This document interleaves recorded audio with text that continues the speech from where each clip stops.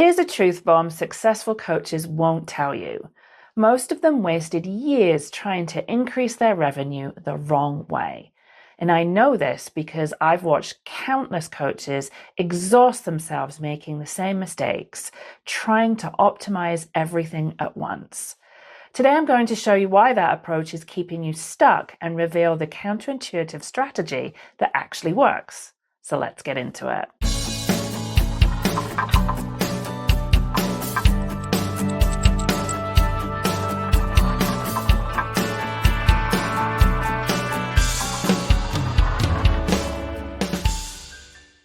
Welcome coaches, I'm Jackie Appleby, online business manager, business coach, and your guide on this journey towards not just building a successful coaching business, but creating a transformative one. You want to grow your coaching business while leading your best life, and I'm here to share tips, tricks, and strategies to make that dream achievable. With years of experience in the coaching industry, I've helped countless coaches move from feeling completely overwhelmed and chaotic to calm and thriving using my Coach to CEO framework.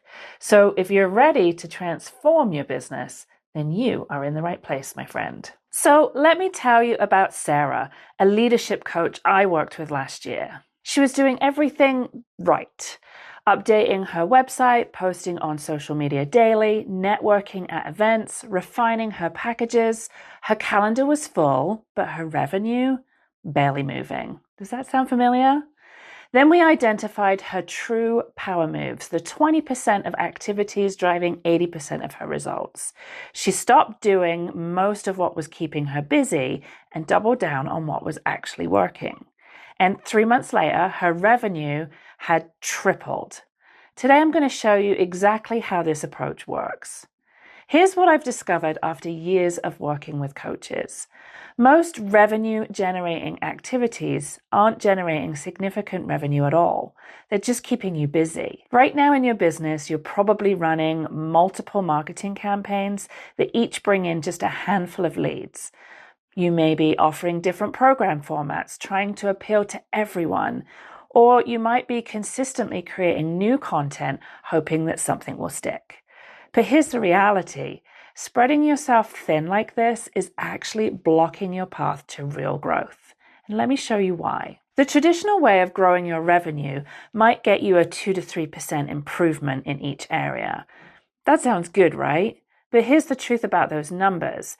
If you're spending 10 hours a week on 5 different activities, each bringing tiny improvements, you're actually losing money. Instead, imagine taking those same 50 hours and focusing them on one thing that's already working in your business. That's how you create exponential growth. But I know what you're thinking, Jackie, how do I know which of these activities to focus on? And that's exactly what I'm going to show you next. Here's a common mistake that I see, looking at your calendar to decide what's important. The real key is looking at your revenue sources. Let me walk you through the 3 questions that will identify your power moves. Number 1, which of your current activities brought in 80% of your revenue in the last 90 days? Number 2, of those activities, which ones energized you rather than drained you? And number 3, which of these could be scaled without requiring more of your time? So here's an example of that. When I asked Sarah these 3 questions, we discovered something truly fascinating. What we found shocked her, and that was that 82% of her revenue came from referrals from just 3 key relationships that she had built. Yet she was only spending 5% of her time nurturing these connections. The rest of her time was scattered across dozens of should-do activities that looked good on paper, but weren't actually moving the needle. Let me explain what happened when Sarah flipped her approach. Instead of trying to be everywhere, she focused on deepening these 3 strategic relationships. She created a structured referral program, she scheduled monthly sessions with her key partners, and she developed joint workshops that served both audiences.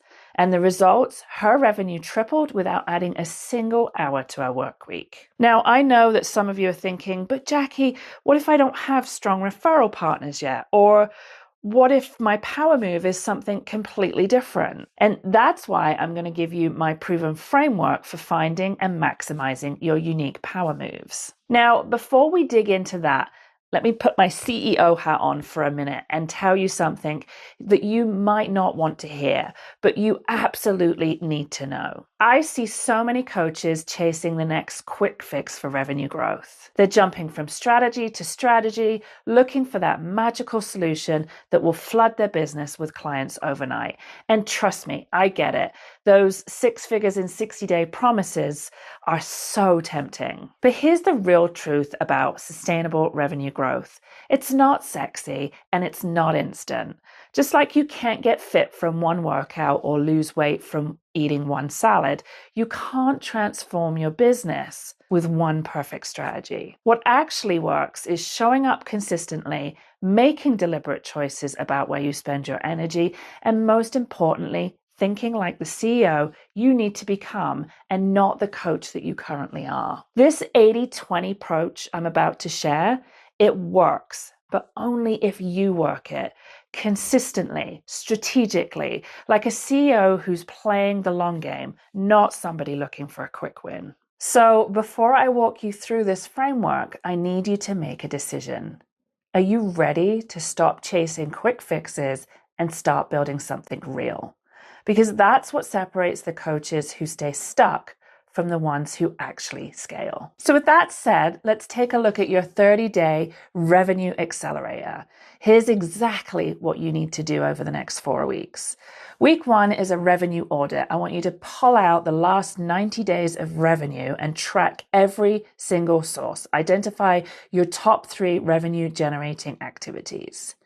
Week 2 is your power move deep dive. You're going to analyze what makes these activities work. Look for patterns in your successful client acquisitions. Identify the common elements you can replicate. Then week 3 is the elimination phase. I want you to identify all activities bringing in less than 5% of your revenue. Create a plan to either delegate or eliminate those tasks. Map out where you'll reinvest that time into your power moves. And week number 4, you want to scale your power moves. So set up your systems to maximize your most effective activities, create clear metrics to track your results, build in regular checkpoints to ensure you're staying focused. Now, here's what I want you to remember. Growing your coaching business isn't about doing more. It's about doing what works and doing it well and doing it consistently. I've watched too many brilliant coaches burn out trying to do everything when the real path to growth was right in front of them. So if this approach resonates with you, your next step is simple. Take the next 30 minutes to list out every single way you generated revenue in the last 90 days. Be ruthlessly honest. This one exercise alone will show you exactly where you need to focus. And if you're finding yourself nodding along to this video, make sure you're subscribed to the channel. Every week I share strategies like this one to help you build a coaching business that's not just profitable, but sustainable too. Drop a comment below and let me know what's the one activity you suspect might be your power move. I'd love to hear your thoughts. And until next time, keep focusing on what matters most.